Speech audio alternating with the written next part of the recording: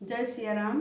नमस्ते सभी को। एक राम भजन सुनाने जा रही हूँ। अगर आप लोग को अच्छा लगे तो कमेंट में बताइएगा। जय सिया राम। मैंने राम दरबार लगाया है और सुंदर कांड कराया है। मैंने राम दरबार लगाया है और सुंदर कांड कराया है।